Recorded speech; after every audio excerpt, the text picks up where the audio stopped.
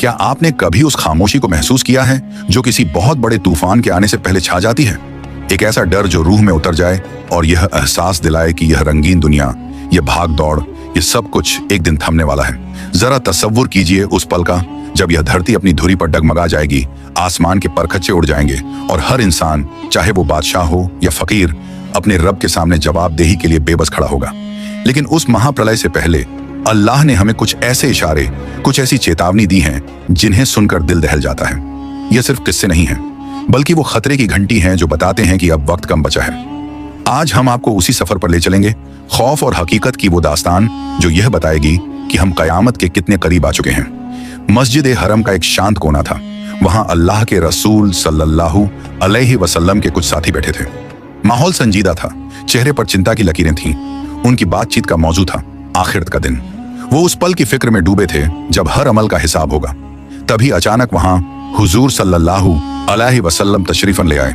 उनके चेहरे पर वही नूरानी जलाल था और लहजे में वो सुकून जो तूफानों को थाम ले। उन्होंने सहाबा से पूछा कि तुम लोग किस सोच में गुम हो, क्या चर्चा हो रही है? एक सहाबी ने सहमे हुए लहजे में अर्ज किया कि या रसूल अल्लाह, हम उस आखिरी घड़ी को याद कर रहे थे। हुजूर सल्लल्लाहु अलैहि वसल्लम ने उन्हें देखा और फिर एक ऐसी हकीकत बयान की जिसने सबको चौंका दिया। उन्होंने फरमाया, याद रखो, कयामत तब तक कायम नहीं होगी जब तक तुम वो 10 बड़ी निशानियां अपनी आंखों से न देख लो। ये सुनते ही सबके दिल धड़क उठे। आखिर वो 10 बड़े वाकयात क्या थे? तब आपने उनका जिक्र किया। एक ऐसा घना धुआं जो छा जाएगा, दज्जाल का फितना, वो जानवर जो इंसानों से बात करेगा, पश्चिम से सूरज का उगना, ईसा इब्न मरियम का उतरना, याजूज माजूज का कहर, जमीन का ढंसना और आखिर में एक वो आग जो लोगों को हाँक कर मैदान महशर में ले जाएगी। हदीसों के मुताबिक छोटी निशानियां तो हम आज अपने आसपास देख रहे हैं, ईमान की कमजोरी, बेशर्मी का आम होना और फरेब का बोलबाला। लेकिन अब बारी है उन बड़ी निशानियों की जो दुनिया का नक्शा बदल देंगी। इनमें सबसे पहली शुरुआत एक ऐसे शख्स से होगी जो नबी के ही घराने से होगा। वो कोई सुपर हीरो की तरह आसमान से नहीं टपकेगा, बल्कि एक आम इंसान की तरह पलेगा बढ़ेगा।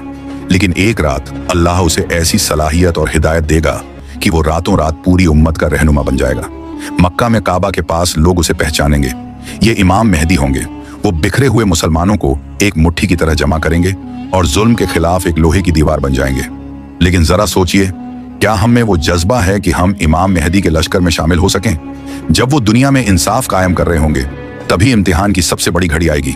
जब मुसलमान संभल रहे होंगे, तभी शैतानी ताकतों का सबसे बड़ा हथियार सामने आएगा, दज्जाल। ये इतिहास का सबसे बड़ा फितना होगा। उसके पास जादुई ताकतें होंगी जो अक्ल को हैरान कर देंगी। वो इशारा करेगा तो आसमान से बारिश होगी। वो बंजर जमीन को सोना उगलने पर मजबूर कर देगा, यहां तक कि मुर्दों को भी जिंदा करके दिखाएगा। लेकिन यह सब नजर का धोखा होगा।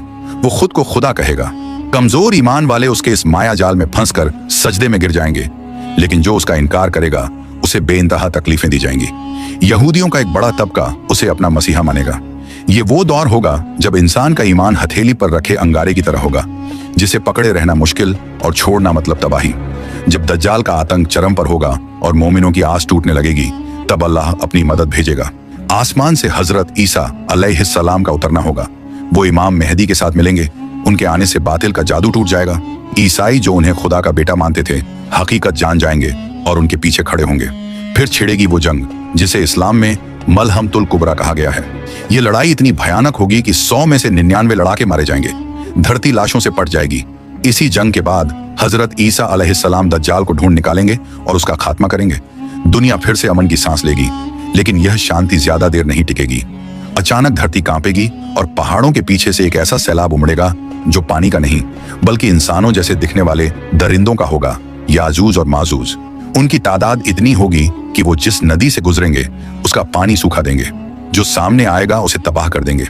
इंसानी ताकत उनसे नहीं लड़ पाएगी। हजरत ईसा और बाकी ईमान वाले तूर पहाड़ पर पनाह लेंगे और अल्लाह से गिड़गिड़ा कर दुआ करेंगे। अल्लाह उनकी पुकार सुनेगा और एक बीमारी के जरिए रातों रात याजूज माजूज की पूरी कौम को हलाक कर देगा। हमें इससे यह सबक मिलता है कि फिरौन हो या याजूज माजूज, अल्लाह की ताकत के आगे कोई मगरूर नहीं टिक सकता। इसके बाद दुनिया में एक सुनहरा दौर आएगा। अमन होगा, बरकतें होंगी। लेकिन इंसान की फितरत देखिए, हजरत ईसा के जाने के बाद लोग फिर से गाफिल हो जाएंगे। गुनाह फिर से सर उठाने लगेंगे और फिर एक सुबह ऐसी होगी जो कायनात के नियमों को तोड़ देगी। लोग सोकर उठेंगे, सूरज का इंतजार करेंगे, लेकिन सूरज पूरब से नहीं बल्कि पश्चिम से निकलेगा। बस यही वो आखिरी समय सीमा है। जैसे ही यह होगा, तौबा का दरवाजा हमेशा के लिए बंद कर दिया जाएगा। अब कोई कितना भी रोए, गिड़गिड़ाए या ईमान लाना चाहे, अल्लाह की अदालत में वो कबूल नहीं होगा।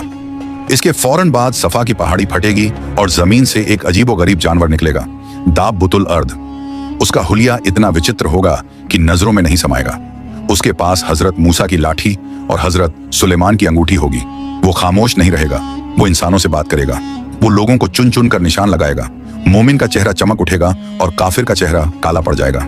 अब दुनिया में कोई राज नहीं रहेगा, सबके चेहरे पर लिखा होगा कि वो जन्नती है या जहन्नमी। फिर अल्लाह की तरफ से एक इंतहाई ठंडी और खुशबूदार हवा चलेगी।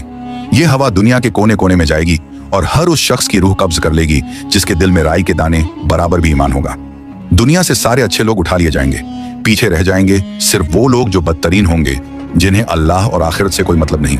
और फिर यमन की तरफ से एक खौफनाक आग भड़केगी। ये आग लोगों को घेरेगी और उन्हें हाँकते हुए उस मैदान की तरफ ले जाएगी जहां सबको जमा होना है, मैदान महशर। आदम अलैहिस्सलाम से लेकर आखिरी इंसान तक सब उस दिन अल्लाह के रूबरू होंगे। कोई छुपने की जगह नहीं होगी, नाम अमाल खुले होंगे। जरा सोचिए, उस दिन आपकी जगह कहां होगी? क्या हमने अपने ईमान को इतना मजबूत किया है कि उस खौफनाक मंजर में भी हमें साया मिल सके? ये दास्तान आपको डराने के लिए नहीं, बल्कि नींद से जगाने के लिए है। वक्त अभी भी है। अपनी रूह में झांकिए, अपने गुनाहों की माफी मांगिए और उस रास्ते पर लौट आइए जो कामयाबी की तरफ जाता है। दुनिया का यह खेल चंद रोज का है, असल जिंदगी तो मौत के बाद शुरू होगी। अगर इस हकीकत ने आपके दिल पर दस्तक दी है तो इस पैगाम को अपने तक सीमित न रखें, इसे दूसरों तक पहुंचाएं, शायद किसी की जिंदगी बदल जाए। अल्लाह हमें और आपको उस दिन की तैयारी करने की तौफीक दे।